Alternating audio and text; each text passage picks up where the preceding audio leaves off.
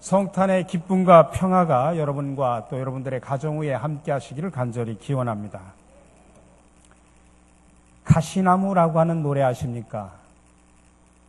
요즘에 리메이크돼서 조성모가 불렀다고 하는데 원래는 시인과 촌장의 하덕규라는 사람이 부른 노래입니다. 이 하덕규라는 분은 과거에 시인과 촌장이라는 이름으로 활동을 하던 가수입니다. 그는 가수 활동을 하면서 많은 인기를 얻었습니다. 그러나 공연 끝에는 항상 허탈감과 공허함만 남았습니다.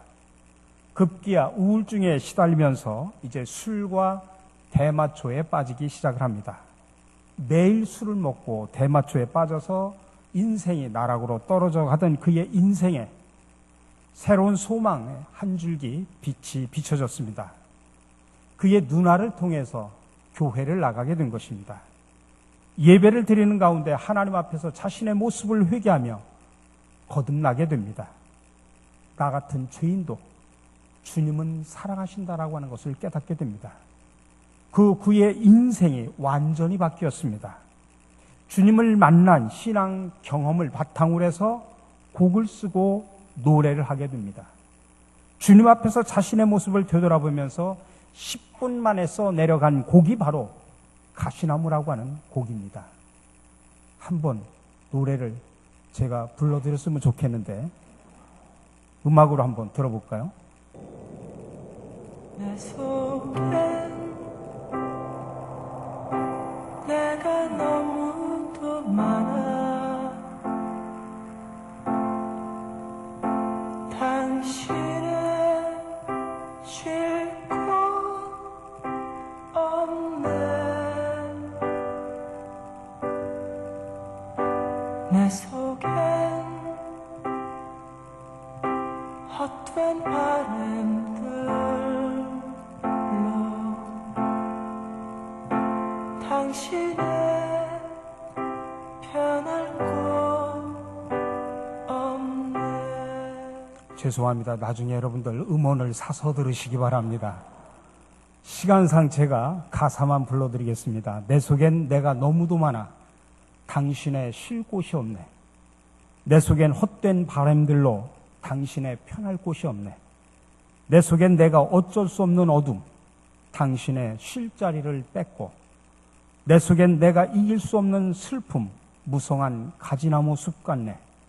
바람만 불면 그 메마른 가지 서로 부대끼며 울어대고 쉴 곳을 찾아 지쳐 날아온 어린 새들도 가시에 찔려 날아가고 바람만 불면 외롭고 또 괴로워 슬픈 노래를 부르던 날이 많았는데 내 속엔 내가 너무도 많아서 당신의 쉴 곳이 없네.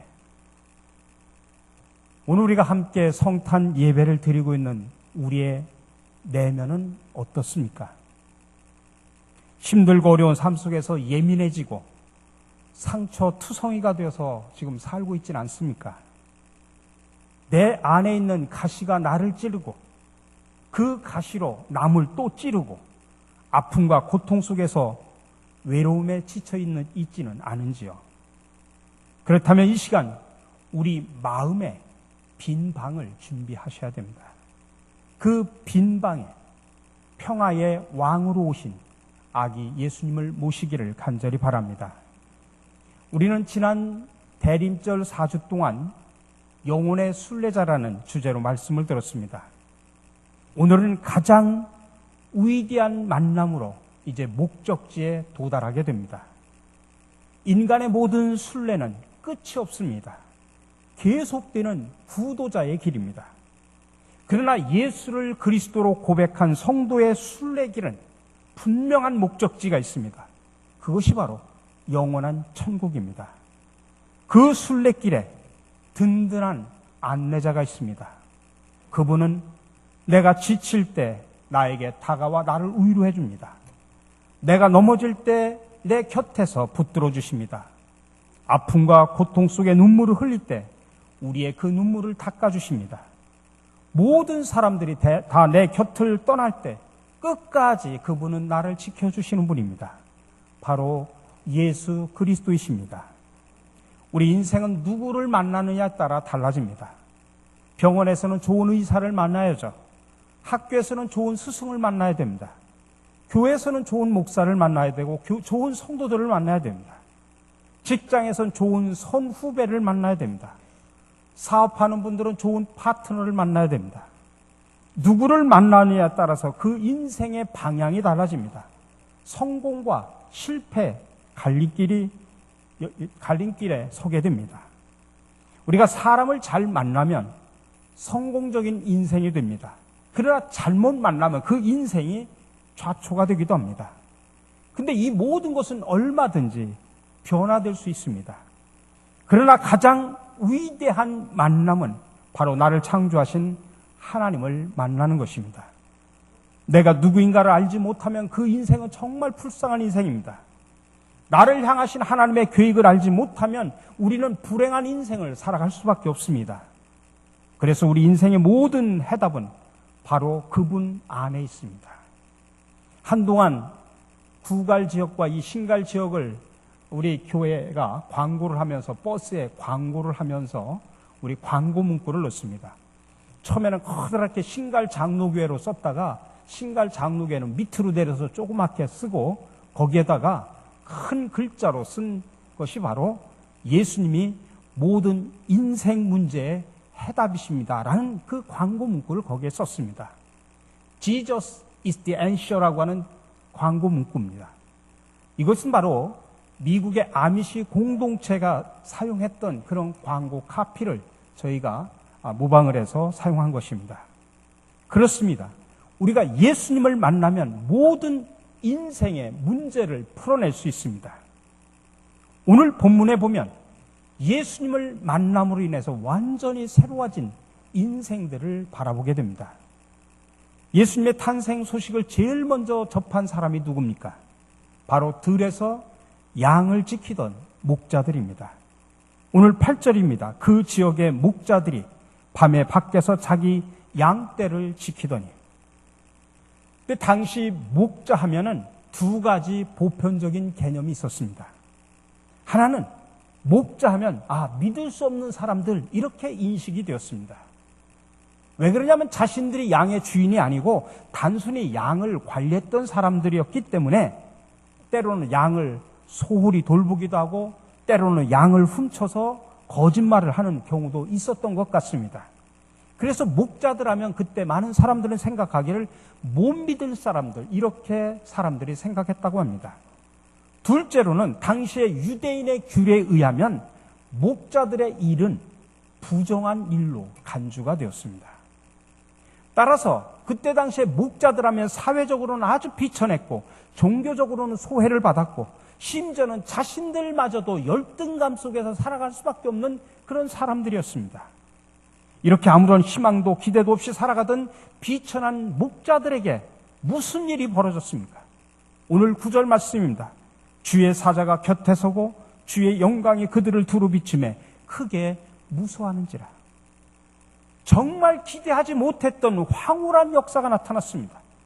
여기서 주목할 말씀이 뭐냐면 주의 사자가 곁에 서고 비천하고 종교적으로 소외되고 자신들조차도 귀하게 여기지 않던 그들 곁에 주의 사자가 섰다라고 하는 것입니다.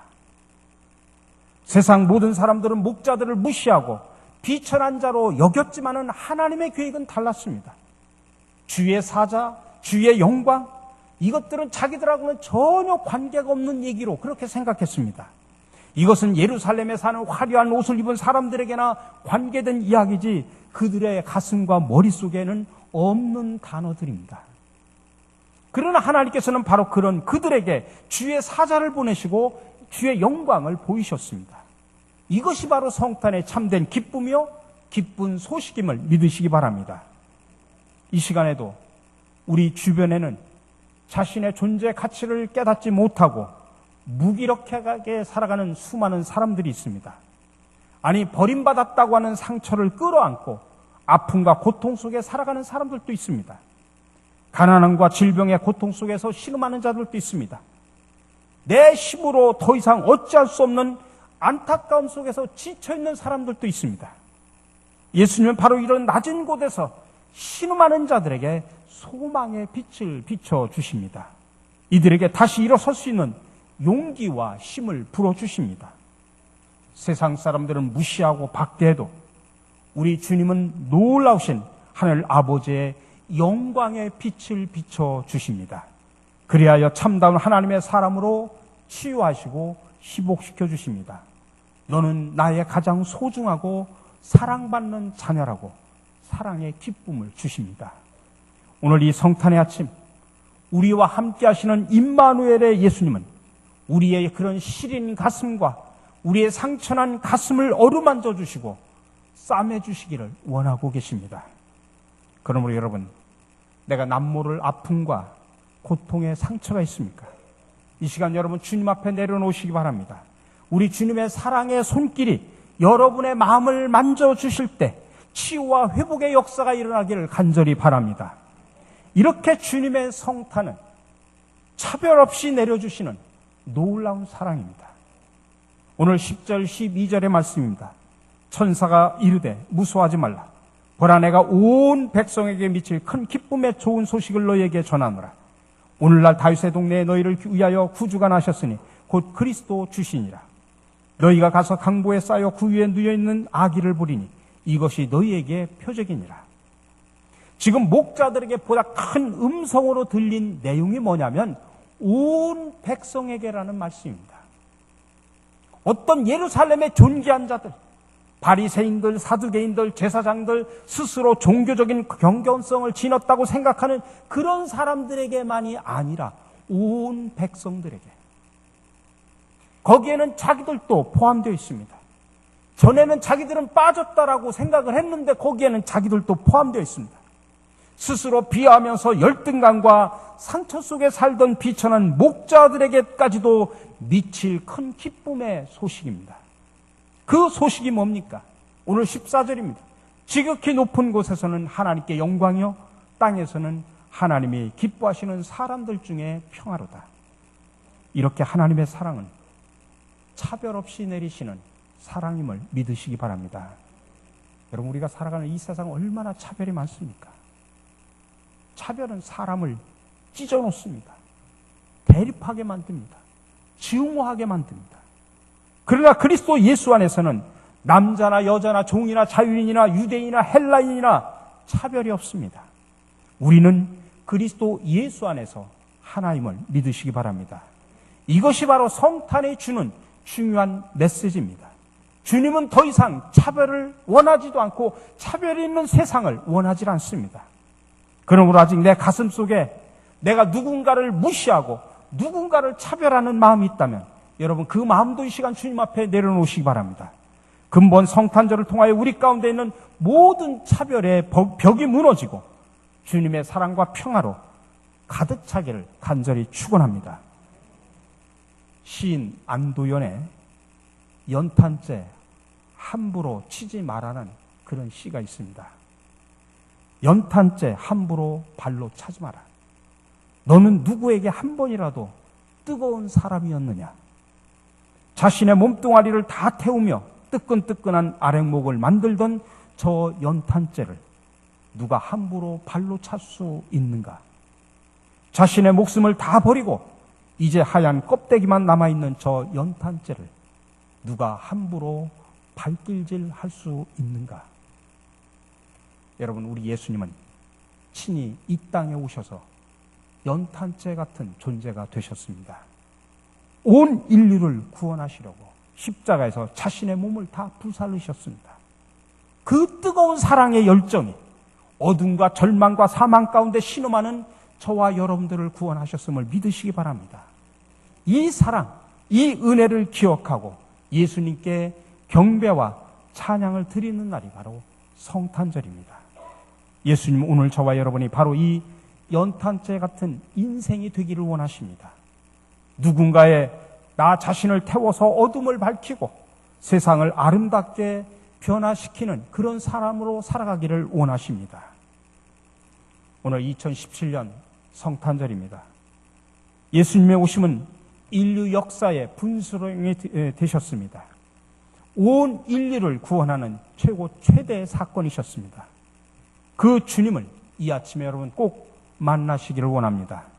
그 예수님과의 만남은 내 인생 최대 위대한 만남임을 기억하시기 바랍니다. 우리도 그 주님을 만나 주님의 발자취를 따라서 연탄재처럼 촛불처럼 자신을 태워서 세상을 밝히는 사람으로 거듭나시기를 바랍니다. 세상을 아름답게 만드는 사람, 정말 누군가에게 기다림이 되고 설렘을 주는 저와 여러분들의 삶이 되시기를 주님의 이름으로 간절히 축원합니다. 우리를 구원하시고자 높은 곳에서 낮고 천한 곳으로 오신 주님, 감사와 찬양과 영광을 돌립니다. 이 시간 주님의 차별 없는 사랑을 받은 우리도 세상에 흩어져 이웃을 있는 모습 그대로 안아주고 사랑할 수 있는 넓은 마음을 주시옵소서. 자신을 태워 어둠을 밝히고 십자가의 사랑을 몸소 보여주신 예수 그리스도의 이름으로 기도드립니다. 아멘.